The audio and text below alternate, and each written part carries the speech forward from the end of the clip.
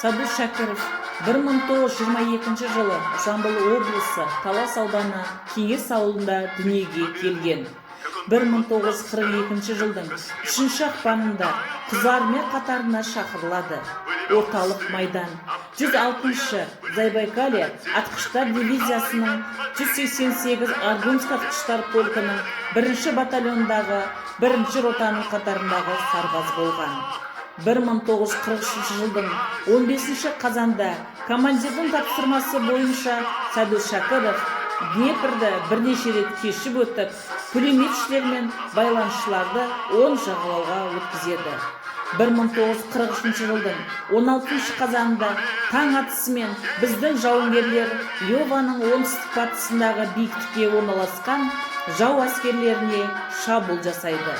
Бұл биіктікке бірінші болып жеткен Шакиров қызыл туды сонда орналастырады. Бұл ерлігі үшін 30 қазан күнгі СССР жоғарғы кеңес президиумының жарлығымен Садуш Шакировке Совет одағының батыры атағы берілді.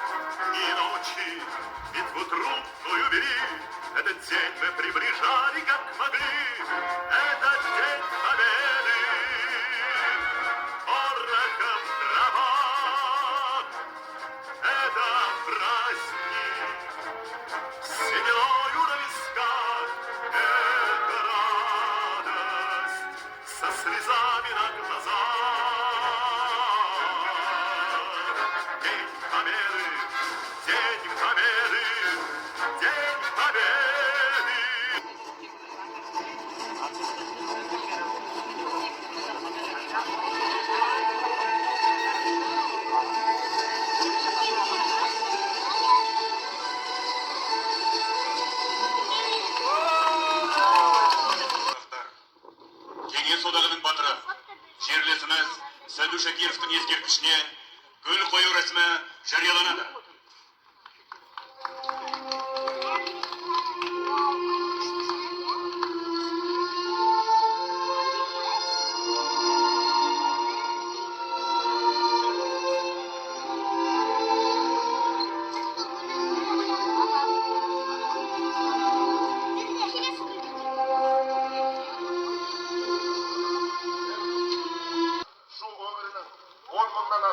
Азаматшыларға асырудамыз.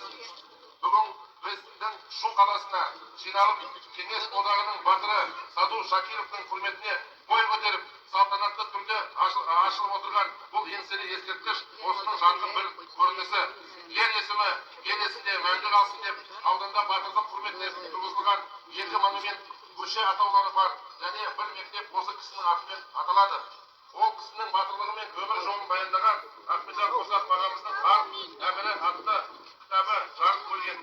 Сондай-ақ жақында Шу аудандық баспасында батыр жайлы өмірі өнеге ерлігі дастан атты көркем дүние басылып шықты.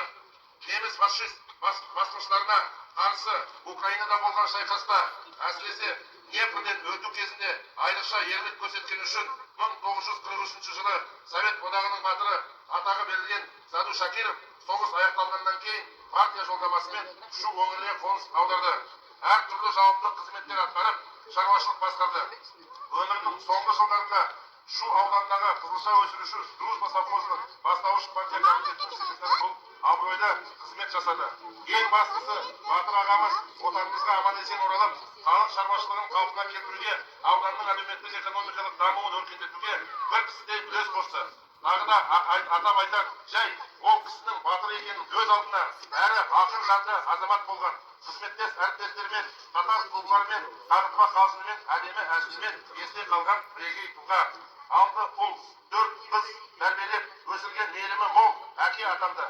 Осындай азаматтың және де барлық ұлы отан соғысы жауынгерлерінің құрметіне бой көтерген бұл ескерткіш аудан қала тұрғындарының үлкен мақтанышы болатынына сенімдімін.